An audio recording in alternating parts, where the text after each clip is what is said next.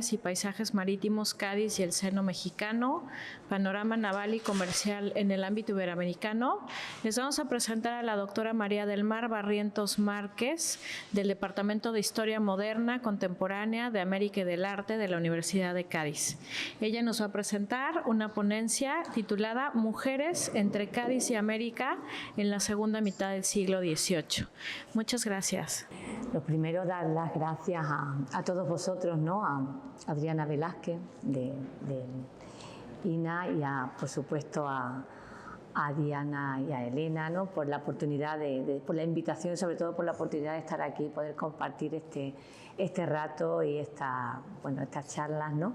En este día. Así que bueno, mi trabajo, como todos veis, no tiene nada que ver con lo que hemos estado hablando, quizás un poquito se va vinculando a algunos de los trabajos, pero bueno, habláis de comerciantes, de puertos, yo me voy a dedicar a las mujeres, que últimamente son el tema de mi investigación. Bueno, pues un segundito, avanza. El tema de mi trabajo es un grupo, voy a centrar un poco porque quería centrar el tema hacia donde voy, pero primero quiero hacer una pequeña introducción para que todos, bueno, pues sepamos de hacia dónde vamos, ¿no? La base de esta investigación que quiero decir, pues está abierta, está en curso, en ningún momento está cerrada. Son un grupo de mujeres novohispanas de la segunda mitad del siglo XVIII que me encuentro en el Archivo Histórico Provincial de Cádiz.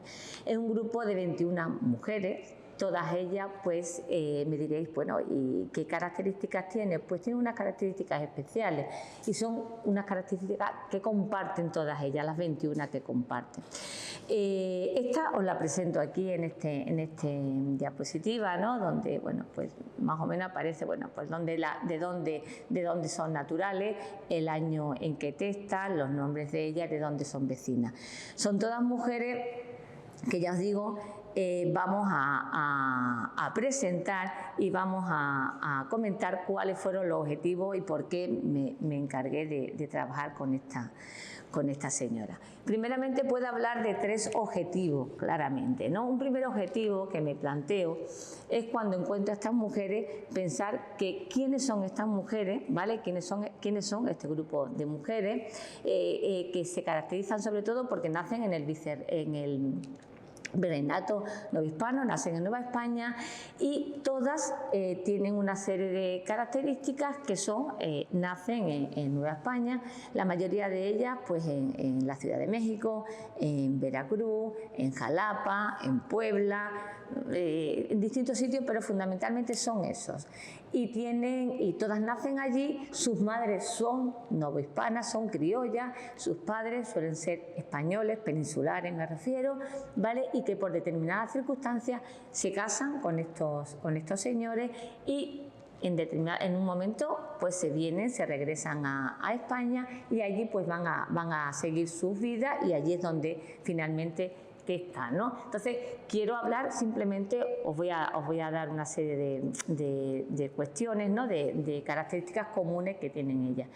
Después, un segundo objetivo que me marqué fue, una vez que empiezo a analizar todas estas mujeres, me empiezo a observar que aparte de esas características o puntos comunes, hay una cuestión, y es que llegan a alcanzar todo un cierto nivel social, económico importante. No solamente es eso, sino que nos encontramos aproximadamente con unas 7, 8 o incluso más que se vincula finalmente con títulos nobiliarios. Por lo tanto, me interesó quién eran estas señoras, ¿no? Porque me parecía algo que tenía importancia. De ahí que me puse a buscar pues un poco su familia. Decidí ya intentar a ver quiénes son y entonces decido pues venirme aquí a recorrer los distintos archivos, ¿no? de las ciudades donde principalmente eran ellas y empezar a buscar a ver quiénes son estas señoras. Y el tercer objetivo, que es el que nos vamos a centrar, va a ser fundamentalmente centrarnos en los espacios, digamos, en los escenarios de la vida cotidiana, pero vamos a ir viéndolo poco a poco. Bueno, la base documental, como ya os digo, vamos para atrás. La base documental El que tenemos, ya os digo, la empezamos en el Archivo Histórico Provincial de Cádiz, hemos visto también los padrones, hay varios trabajos hechos de las mujeres hispanoamericanas, hechas por la profesora Gloria Zarza, y después a partir de ahí saltamos a lo que sería el continente americano. Y de forma muy resumida, porque ya os digo que quiero ir a otro punto, me quiero centrar en otro punto, la respuesta a este primer objetivo de quiénes son estas señoras, lo podemos ver, y pasamos, son familias, ellas nacen, ya os digo, todas en el mundo, en Nueva España. Sus madres son españolas, sus padres casi siempre están relacionados con el comercio, bien en algún tipo de funcionario, digamos, de cierto nombre, o bien también podemos encontrar que muchos tienen algún tipo de cargo dentro de grado, dentro de lo que es el mundo militar, alguna graduación, pero hablamos de la especialidad. Cuando ellas casan, sus maridos prácticamente vienen a tener las mismas profesiones, casi siempre son comerciantes o ocupan algún cargo también dentro de la administración, están destinados aquí en América por algún motivo, o bien, digamos, pertenecen la mayoría a la Real Armada. Ellas casan aquí, tienen incluso sus primeros hijos aquí, por las circunstancias regresan a la península y ahí se instalan en Cádiz o bien en la zona de la bahía de Cádiz. Bueno, pues vemos que todas ellas van a hacer testamentos, y donde me la encuentro solamente, o bien testamentos o algún tipo de disposición testamentaria, testamentos, bien algún tipo de codicilo, poderes para atestar, cualquier tipo, pero no solamente uno, sino encontramos mujeres que, bueno, llegan a ser 4 o 5 tipos de disposiciones, y en ellas ahí es donde empezamos a encontrar esas notas de color que nos gustan, y es que en la parte, ellas se centran fundamentalmente en la parte religiosa. Ellas hablan de las misas que quieren por su alma y demás, pero sobre todo lo más bonito es que tienen un recuerdo siempre a su tierra natal, aquí, ¿no? Y por eso fue quizás lo que más me empujó a venir aquí y a ver, bueno, qué es lo que había aquí, ¿no? Entonces vemos esos datos, ¿no? Esas señales de guiño, de cariño hacia aquí, donde pues se le manda unas ciertas cantidades para algunos familiares que tiene aquí, pero muchas veces son familiares de segundo o tercer grado, de tíos, de una tía monja, una huérfana, unos señores que son los hijos de las criadas que a ellas le acompañaron. O sea, cosas como muy llamativas, pero siempre, por supuesto, también fundan capellanía y todo lo hacen aquí, en esta tierra, ¿no? Entonces, quizá eso fue lo que me gustó, ¿vale? Y ahí empezamos a buscar en todos esos archivos, ponemos esa lista de archivos por donde este último mes he estado dando vueltas, ¿no? Por Ciudad de México, por Jalapa, por Veracruz, donde he ido intentando localizar esas familias, quién eran esas familias, buscar esas redes familiares que van creando, porque se crean verdaderas redes familiares. Ha sido un trasiego de verdad complicado porque no encontraba la información que yo pensé que iba a encontrar, y ha sido como un puzzle, buscando de uno y de otro, pero finalmente se está montando. Ya os digo, la investigación está en curso, pero sí es cierto que estamos viendo de personas interesantes, personas importantes que están a un lado y a otro, y que poco a poco estamos encajando, ¿no? Y el tercer objetivo, que es quizás el que aquí me interesa más, es analizar esos escenarios cotidianos donde estas mujeres hacían su vida. ¿Y a qué me refiero a esos escenarios cotidianos? Bueno, me refiero fundamentalmente a esos espacios, ¿vale? A estudiar esos mobiliarios, esos adornos, ¿vale? Que vamos a encontrar en las habitaciones de estas mujeres que aparecen, bueno, las habitaciones, los salones que aparecen en los inventarios. Nosotros hemos estudiado los inventarios que aparecen en los testamentos, que son, la verdad, riquísimos, de una riqueza impresionante, las particiones de bienes, y estamos encontrando unos datos muy interesantes. ¿Por qué nos centramos aquí? Porque pensamos fundamentalmente que el estudio de todos estos objetos, ¿no?, de estos mobiliarios, de estos adornos, no solo nos hace conocer cómo y dónde pasaban su tiempo todas estas señoras, sino también se convierte en un medio que nos va a informar sobre la moda y sobre las costumbres que estas señoras pues, llevaban, lo que sería la vida cotidiana. Sabemos todos que los mobiliarios, la decoración de las viviendas a finales del siglo XVIII poco a poco van sufriendo un cambio fundamental, sobre todo en el mundo urbano, como respuesta pues, a los hábitos y a las prácticas de sociabilidad. Las casas se van convirtiendo, y esto es muy interesante, en lugares en los que se pretendía crear espacios de buen gusto y muestras, sobre todo aparentar, mostrar el nivel social de la familia que allí habitaba. A partir de aquí, bueno, vamos presentando. Y esto es otro dato que me pareció interesante porque muchos de vosotros lo conocerán, el Museo de Franz Mayer en la Ciudad de México. Ahí cuando llegué me quedé prendada con lo que había. ¿Por qué? Porque estaba viendo los inventarios de mis mujeres, prácticamente las descripciones en esos inventarios de lo que tienen, porque además no solamente ellos describen que tienen un candelabro o un espejo de plata y tal, sino que lo van describiendo exactamente. Y cuando llegamos allí prácticamente estaba viéndolo, fue algo que me interesó, y a partir de ahí, por eso digo, lo planteo como un tercer objetivo de este trabajo, es estudiar esos espacios, esos mobiliarios que encontramos dentro de estas casas que ya van describiendo. A partir de estos inventarios, como ya digo, empezamos a ver, bueno, pues esa muestra, ese buen gusto, esa idea por seguir, por demostrar, por presentar quiénes eran estas señoras.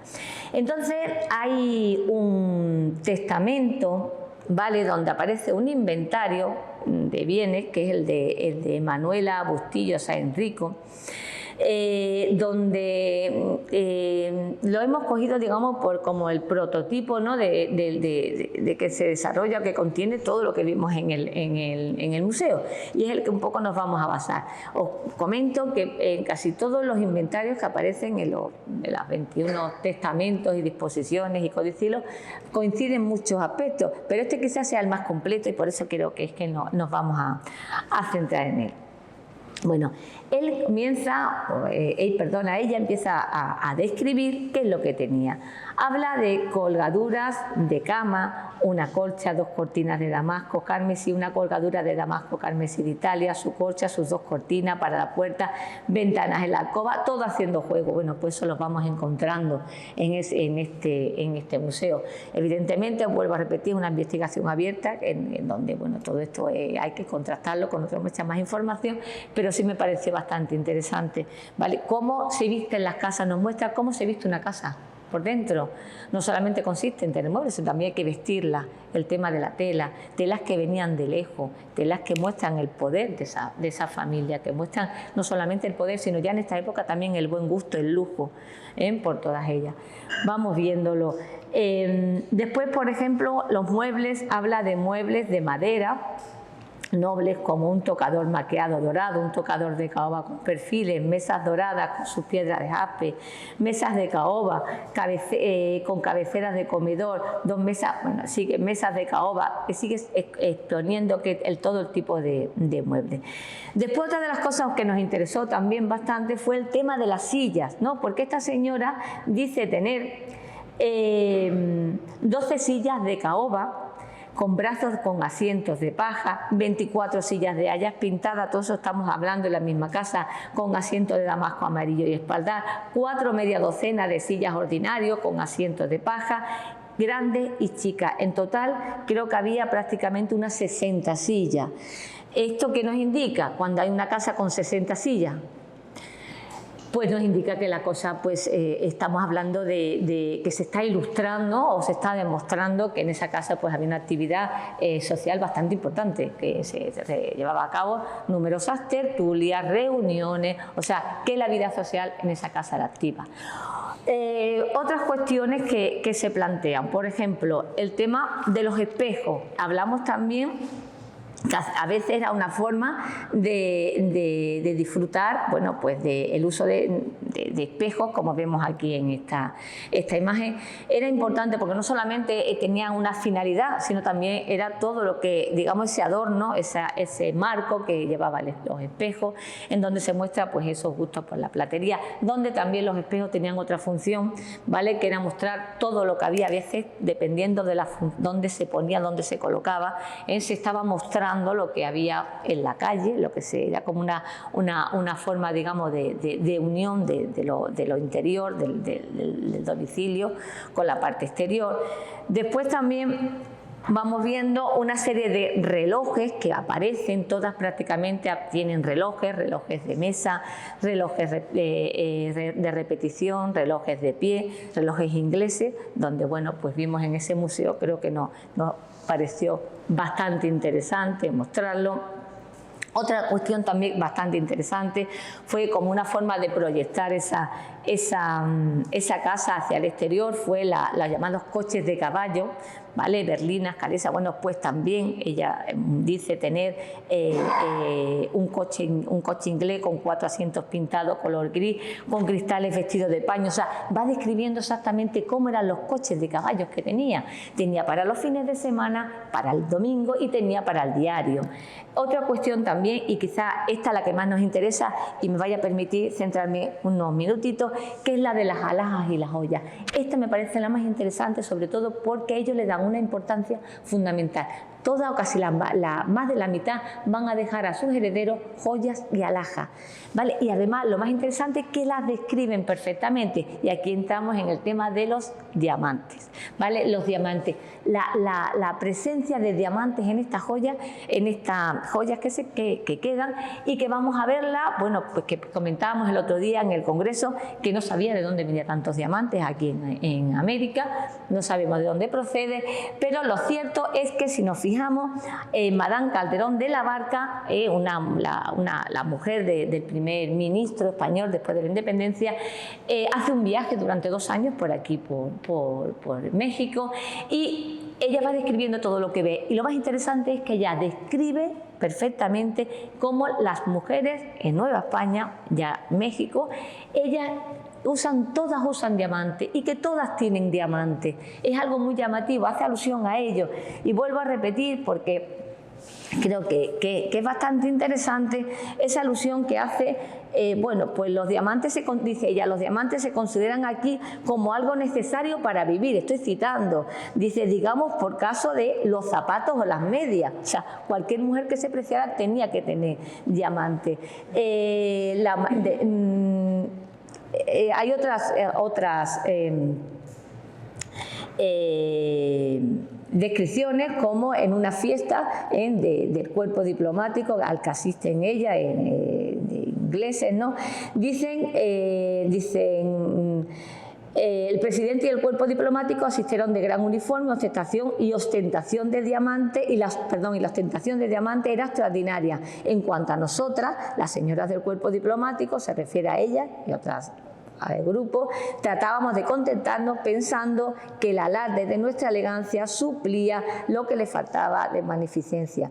Pues en lo que a joyas se refiere, que nos falta a ninguna de estas damas extranjeras podría atreverse a competir con las de aquí. O sea, ella va haciendo alusiones constantes a los brillantes que utilizaban estas mujeres. Se me acaba el tiempo, evidentemente.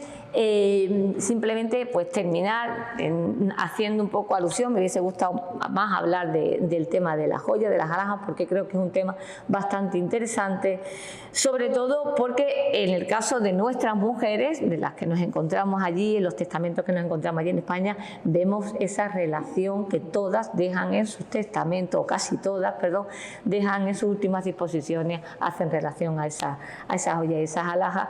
Creemos que es muy interesante, ¿no?, ver esa semejanza, ese estudio donde vamos a ver esa semejanza en esos espacios, ¿no?, en los que se mueven estas mujeres, tanto en el mundo americano, en Nueva España, como en nuestra ciudad, en Cádiz. Así que muchísimas gracias a todos y... Bueno, continuamos con este evento tan interesante en la ciudad de San Francisco de Campeche, aquí albergados por el Centro INA Yucatán, en México. Y justo a mi lado se encuentra la doctora Marta García Garralón, del Departamento de Historia Moderna de la Universidad Nacional de Educación a Distancia, y ella nos va a presentar una ponencia que se titula Accidentes y naufragios en la carrera de Indias en el siglo XVIII.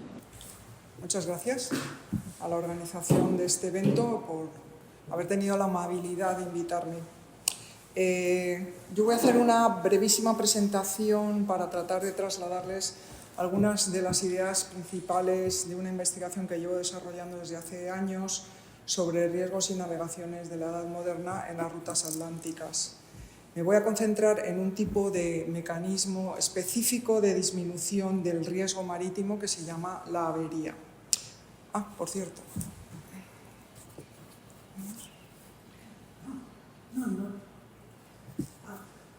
Aviso, ¿no? Gracias. ¿Qué es la avería? Pues el Diccionario de Autoridades de 1726 dice que es la pérdida entre los comerciantes que tratan en las Indias y otras partes por causa del menoscabo y daño que padecen en la navegación las mercaderías. La avería es un término polisémico y, por tanto, partimos de una cuestión compleja. Cuando uno piensa en una forma de protegerse de los peligros de un viaje marítimo, inmediatamente viene a su pensamiento la institución del seguro como una herramienta fundamental que actuó de catapulta del desarrollo marítimo comercial ya desde el siglo XIII. El seguro fue impulsando las precoces repúblicas marítimas italianas medievales en el ámbito del Mediterráneo. Pero los seguros, aunque son muy relevantes y están mucho más estudiados por la doctrina y por la tratadística, y no fueron los únicos elementos de reducción del riesgo en el mar. Mercaderes y armadores se valieron de otras herramientas tan eficaces e incluso más antiguas que el seguro, y me estoy refiriendo a las averías. En concreto, en esta charla voy a tratar una determinada tipología de las averías, que es la avería gruesa. La avería gruesa se corresponde con los daños y gastos que se han causado de forma deliberada para salvar el buque, el cargamento o ambas cosas cuando ocurre un peligro conocido y efectivo. La avería gruesa es una herramienta fundamental de disminución del riesgo marítimo cuya regulación se remonta a la Lex Rodia de Iactu, traducida literalmente como la ley de Rodas sobre mercancías lanzadas desde un barco. La antigüedad del arrojo de mercancías, que se denomina hechazón, es una figura marítimo-comercial que incluso se menciona en las Sagradas Escrituras. Los Hechos de los Apóstoles relatan el viaje de San Pablo en una nave y el lanzamiento de carga al mar como consecuencia de una furiosa tempestad. Y esta normativa de la Lex Rodia de Iactu ya está en vigencia hacia el año 475 a.C. y obligaba a los interesados en un viaje a repartir los gastos que se generaban por una hechazón de mercancías, es decir, por arrojar carga al mar durante la navegación, siempre y cuando se produjera para salvar las vidas y los bienes de los participantes en ese viaje. Y ante esta circunstancia, el armador y los mercaderes de las mercancías dañadas debían indemnizar a los propietarios de esas mercancías perdidas o deterioradas que el capitán había ordenado arrojar al mar. La práctica de repartir proporcionalmente los daños entre todos los que operan en un viaje marítimo se extiende por todo el Mediterráneo y fue incorporada a la legislación marítima romana y bizantina a través del Digesto de Justiniano. Más tarde, la utilidad del funcionamiento hizo que la avería gruesa se mantuviera vigente en todo el Mediterráneo y en las repúblicas italianas medievales, y de allí pasa al comercio de la Edad Moderna en toda Europa. Por tanto, la avería gruesa es una herramienta jurídico-comercial ampliamente utilizada en Europa para el reparto de gastos derivados de determinados accidentes o casos fortuitos acontecidos en la navegación.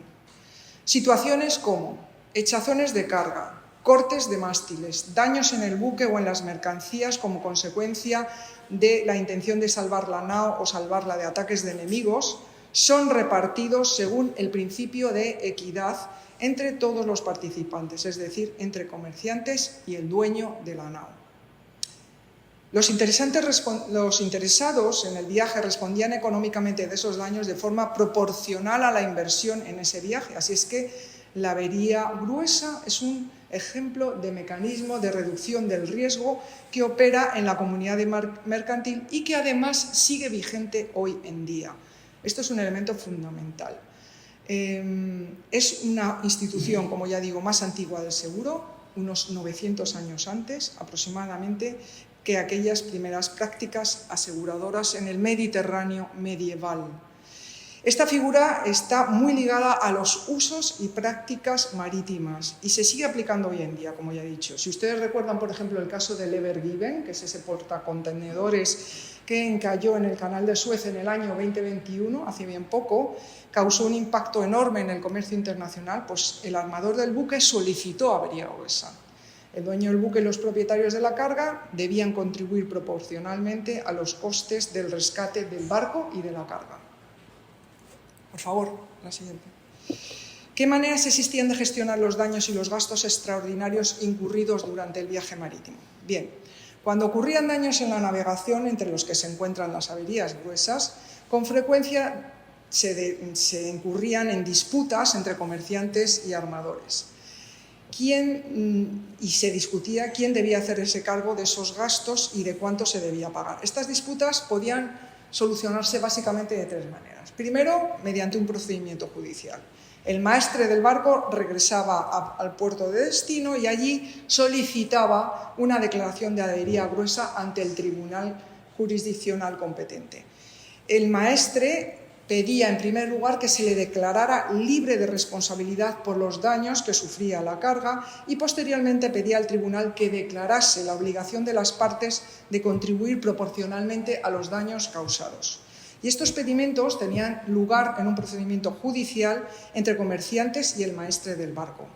Si el tribunal accedía y reconocía la declaración de avería gruesa, ordenaba posteriormente la designación de peritos o expertos terceros para evaluar esos daños. Y estos expertos elaboraban un documento que es el documento de repartimiento, en el que se establecían las cantidades que debía pagar cada parte interesada. Este documento tenía la virtualidad de ser ejecutorio, y esto es una parte muy importante, es decir, disfrutaba la misma condición que una escritura pública y, por tanto, podía recibir la aplicación de una ejecución inmediata. El órgano judicial competente para los casos de avería gruesas ocurridos en la carrera de Indias, en las navegaciones atlánticas, correspondió básicamente a la Real Audiencia de la Contratación, que era un tribunal independiente de la corona y que operó ya desde la primera mitad del siglo XVI. Este órgano judicial estaba compuesto por jueces nombrados por el rey, pero además de la audiencia, estaba el Tribunal del Consulado de Sevilla, que también disfrutaba de jurisdicción para conocer litigios que afectasen a comerciantes y al trato marítimo o negocio marítimo. La segunda posibilidad de resolución del conflict management, de la resolución de disputas entre maestres y cargadores, eran los acuerdos extrajudiciales al margen de la operatividad judicial. Y las partes podían llegar a acuerdos que pusiesen fin al conflicto sin necesidad de acudir a un pleito. A menudo, los investigadores no hemos podido tener acceso a estos documentos que se guardaban en los archivos privados de los comerciantes, muchos de los cuales se han perdido con el tiempo. Y la tercera vía alternativa de resolución del conflicto era la del tribunal y del arbitraje. Era una solución híbrida, en virtud de la cual se iniciaba un procedimiento judicial y durante el litigio las partes llegaban a un acuerdo. El documento de acuerdo se incorpora a los autos para que pueda llevarse a cabo la ejecución en el caso de que alguna de las partes se niegue a cumplir con lo pactado. Los casos de avería gruesa fueron resueltos por multitud de tribunales dispersos por todos los mares y costas europeas, como ya hemos indicado, desde tiempos antiguos. Según la ley castellana para las rutas atlánticas, la avería gruesa incluía determinados supuestos inicialmente tasados que podían consistir en, primero, caso de echazón, o también denominado alijación, es decir, arrojar carga al mar. Segundo, caso de corte de mástil de la nao. Tercero, gastos originados por la persecución y captura de un barco por piratas o corsarios. Y cuarto, traslado de la carga de un barco a otro en una situación de fuerza mayor. Esta ley castellana se aplicaba, como es lógico, en todo el Reino de Castilla, tanto en el norte peninsular como en las costas andaluzas, es decir, todo el territorio de la península que no perteneciera a la Corona de Aragón. Pero también existieron regulaciones específicas sobre avería gruesa para las rutas atlánticas españolas y que están recogidas en las ordenanzas de la Casa de la Contratación y del Consulado de Comercio de Sevilla mediante normativa específica ya vigente desde el siglo XVI. La echazón es la forma más frecuente de avería gruesa y resulta algo verdaderamente sorprendente que una práctica marítima tan usual en las derrotas de miles de barcos que surcaron las rutas transoceánicas sea prácticamente desconocida. En el caso de la carrera de Indias, los barcos solían viajar muy frecuentemente con sobrecarga de peso en cubierta y esta circunstancia ponía en serio peligro la seguridad de la navegación, porque dificultaba el gobierno de la nao y la capacidad de maniobrar el buque. Bajo un escenario de tormenta y de golpeo incesante de grandes masas de agua contra el casco del buque, el deterioro del mismo e incluso el quebrantamiento de los palos del barco eran situaciones frecuentes. En estas circunstancias se hacía necesario arrojar parte de la carga al mar como única solución para salvar las vidas de la tripulación. Pero no todas las cosas que se arrojaban al mar eran consideradas una echazón relevante con efectos jurídicos y económicos. Para que un acto de echazón fuera considerado como avería gruesa y, por tanto, hubiera un reparto proporcional de la carga, tenían que darse 3 requisitos. Primero, la mercancía debía haberse arrojado porque existe un peligro común, generalmente una tormenta, que afecta a todos los individuos que navegan en el navío. Es decir, la carga se arroja para salvar las vidas y el resto de los objetos que van en la nao, y se hace de forma voluntaria para el salvamento común de la empresa y de las vidas, no para salvar una parte de la carga. Y en este último caso no se cumpliría este requisito necesario de que la echazón sea pro bono comune, es decir, en beneficio de todos. Por tanto, tenía un carácter necesariamente forzoso y bajo una situación de fuerza mayor. Por ejemplo, si un maestre decide alijar parte de la carga de una nao en una situación que no es de fuerza mayor, es decir, con buen tiempo y en una navegación sin peligro, no se cumple la condición de avería gruesa y, por tanto, no hay un reparto equitativo de los daños de la carga. Segundo requisito. La mercancía o los elementos de la nave debían arrojarse de manera voluntaria al mar, por ejemplo, por acuerdo de toda o parte de la tripulación. Por tanto, se trata de un acto deliberado, mediante el cual se hace daño a la nave o a la carga para salvar las vidas.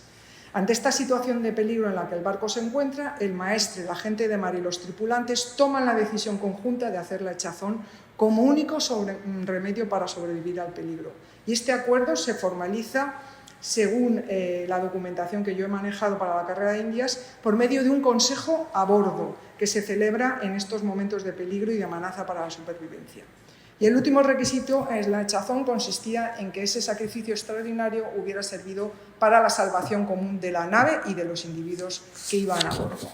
Bueno, veo que se acaba el tiempo. Tengo un ejemplo de requerimiento de echazón muy bonito de una nao San Miguel que navega desde Santo Domingo a Sevilla, y tengo el texto del relato del escribano de nao y lo que dice, bueno, se enfrenta a un recio temporal de gruesa mar y viento contrario que abre la proa del barco y produce la entrada de mucha agua, y el trabajo de las bombas no da el resultado necesario. Entonces el documento dice, y que se dice de esperar mayor tormenta por la experiencia que se tiene de la navegación, y que la dicha nao y las vidas de todos están en grandísimo peligro y que conviene procurar con brevedad el remedio posible. Y por tanto le pedían y requerían al maestre 1 y 2 veces, y las demás que de derecho pueden y deben, al dicho Andrés Ferrofino, que luego mandó alijar la nao y abrir las escotillas y hacer alijación de las mercaderías que vienen a la dicha nao, tanta parte de ello que baste para que la dicha nao se pueda tener sobre la mar y pueda correr y navegar,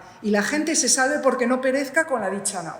Y sigue el requerimiento con información verdaderamente interesante. Último apunte, criterios para la echazón. No se puede, bueno, en teoría y bajo una condición, claro, cuando un barco se está hundiendo hay barcos que se pueden hundir en 20 segundos y hay barcos que tardan 4 horas en hundirse. Entonces, Dependiendo de las circunstancias, existían criterios para arrojar carga al mar. Primero, el criterio general de la práctica marítima era arrojar la carga más pesada y menos costosa, como es lógico. Por ejemplo, las cajas de los marineros, botijas vacías, etc. Para seguir con la mercancía más pesada y de menor valor, para terminar con la más valiosa. Esto era lo ideal. Otra cosa sucedía en medio de una tormenta por la noche, por ejemplo, cuando el barco comenzaba a hundirse y se echaba mano de lo primero que se encontrase en la bodega. En resumen, los gastos ocasionados como consecuencia de una avería gruesa son compartidos. Hay una característica de fuerte sentido de mutualismo entre los que participan en la empresa marítima y están basada en el principio de equidad. Y la operatividad destaca como un eficiente de la avería gruesa, es un eficiente mecanismo de solidaridad entre mercaderes y de disminución del riesgo basado en la equidad, en la equitas y en el mutualismo que tiene raíces en navegaciones practicadas desde tiempos ancestrales. Gracias.